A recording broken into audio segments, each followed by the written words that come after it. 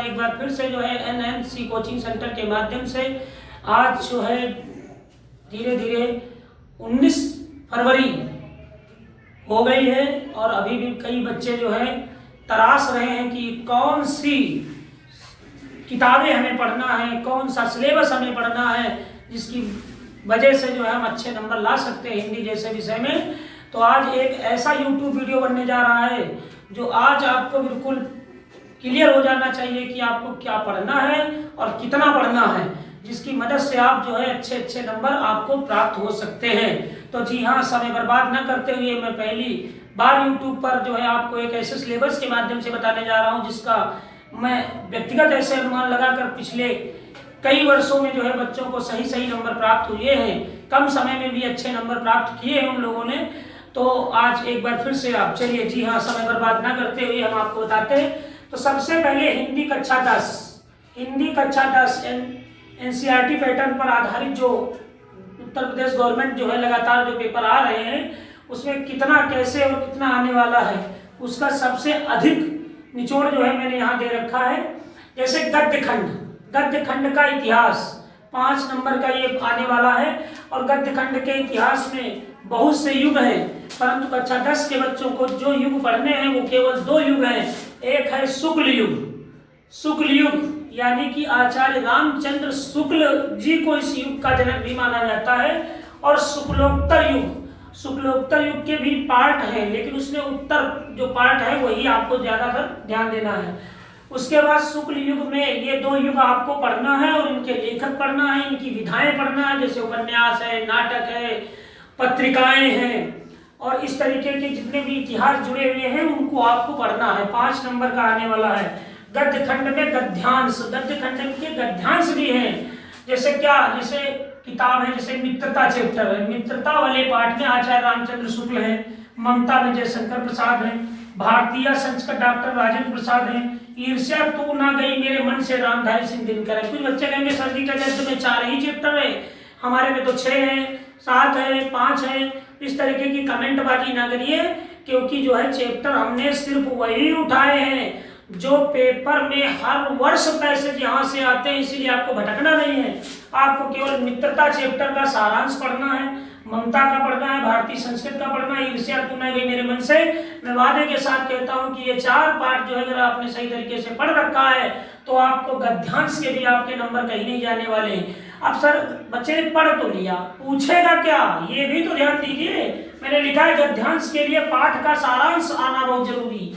इसमें 3 प्रश्न पूछे जाते हैं, पैसेज दिया गया है और उसमें पहला प्रश्न संदर्भ या पाठ का नाम, लेखक का नाम पूछ लेता है। तो पाठ का नाम और लेखक का नाम आपको आना चाहिए, प्लस पैसेज इसलिए कह रहे पढ़ लो, सारांश इसलिए कह रहे पढ़ लो ताकि कोई भी पाठ की कोई भी पंक्तियां जो आए तो आप आसानी से जान सको कि भैया इसमें ये चीज दी गई है। अब जैसे संदर्भ, फिर उसके बाद व्याख्या, रेखांकित अंश की व्याख्या, 1 लाइन 2 लाइन टिक कर दिया और उसमें पूछ रहा निम्न व्याख्या लिखिए।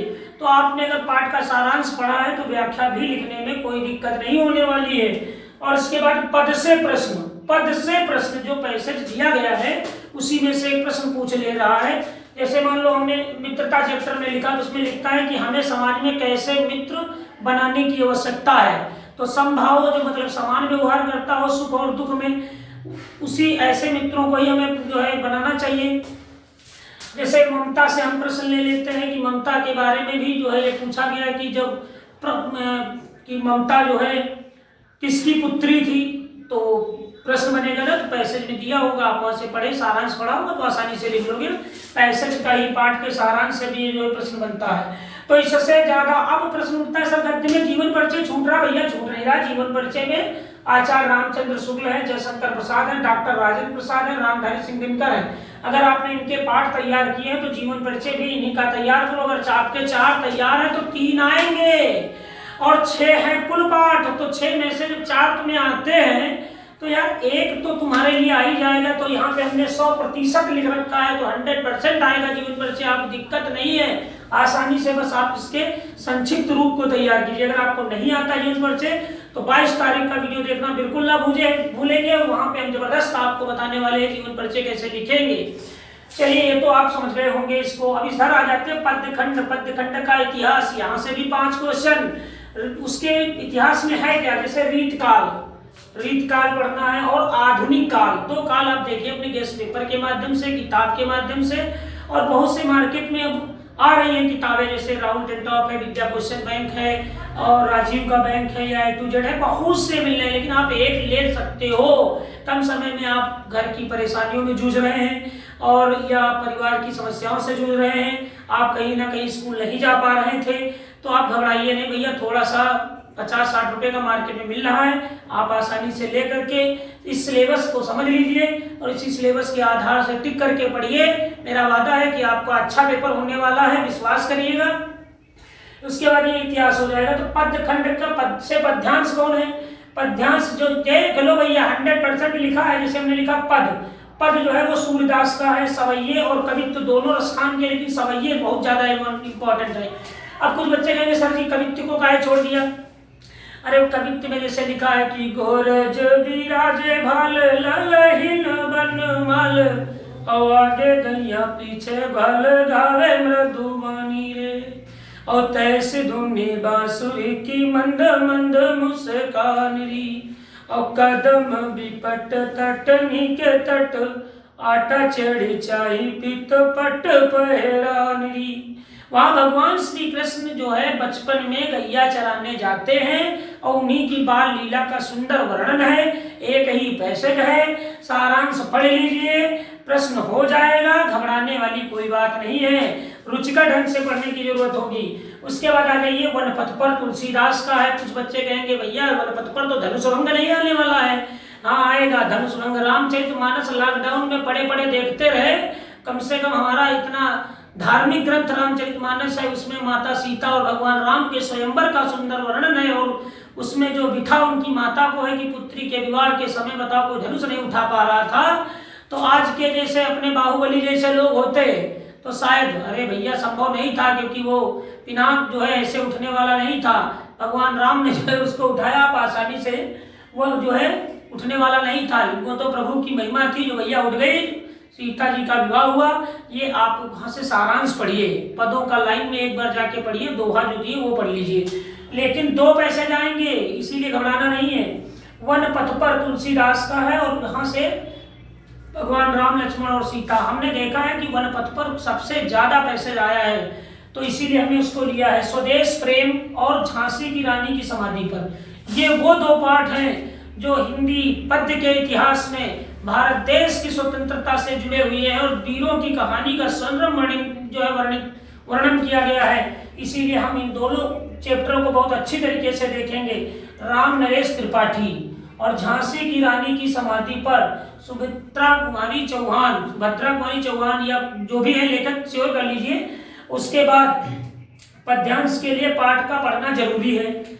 यहाँ पर कुछ भी नहीं, यहाँ पे आपको पढ़ना जरूरी है, इसीलिए संदर्भ यहाँ से आएगा, व्याख्या आएगी, और व्याकरण से संबंधी, व्याकरण से संबंधी कैसे प्रश्न आता है, जिससे संदर्भ आएगा।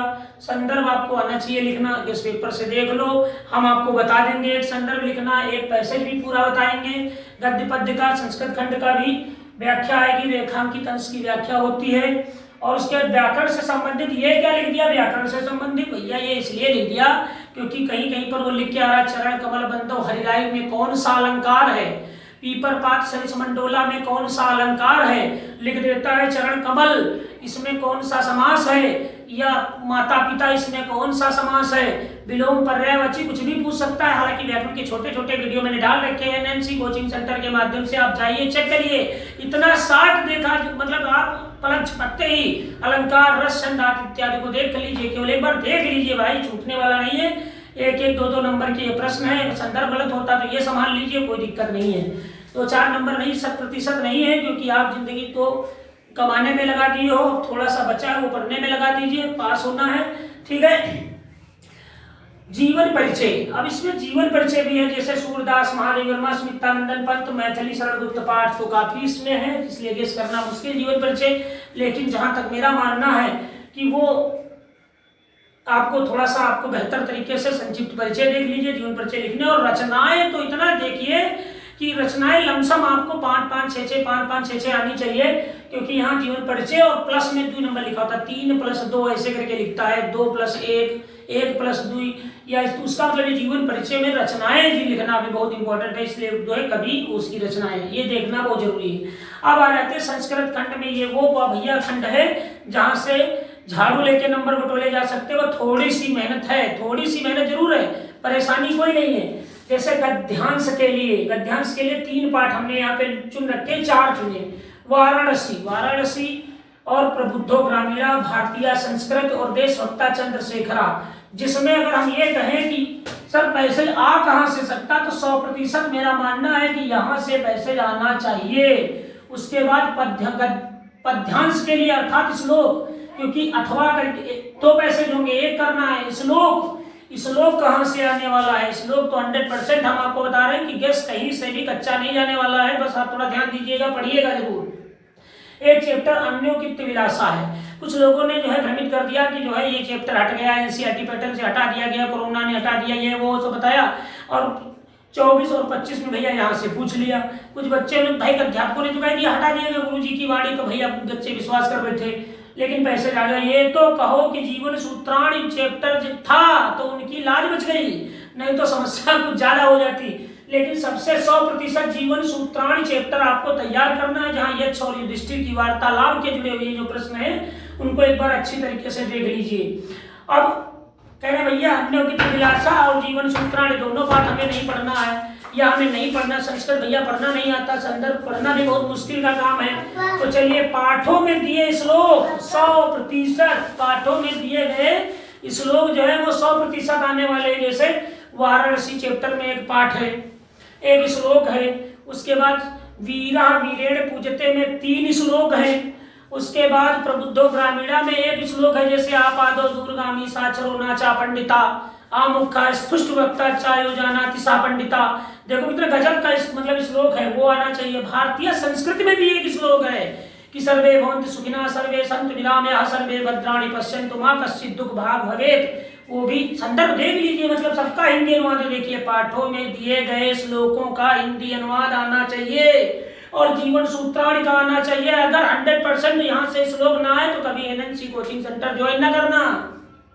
मेरा मानना है कि आप यहाँ से बेहतर तैयारी कर सकते हैं, और मैं ज्यादा समय न लेते हुए केवल आज सिलेबस बता रहा हूँ। कल के वीडियो में लगातार आपको पद्य के पैसे समझाएंगे, व्याख्या समझाएंगे, कैसे आपको सारांश बताना है, और कल का जो वीडियो होने वाला है वो बहुत ही गजब होगा। सिलेबस मैं व्याकरण का सिलेबस बताऊंगा कि क्या बढ़ाया गया है, जैसे रस, छंद, अलंकार, उपसर्ग, प्रत्यय, समास और भी व्याकरण में 2 चीजें बढ़ाई गई हैं। उसको जानने के लिए आप जुड़े रहिएगा एनएनसी कोचिंग सेंटर पर, और आपको कल मिल जाएगा व्याकरण का सिलेबस। जय हिंद, जय भारत।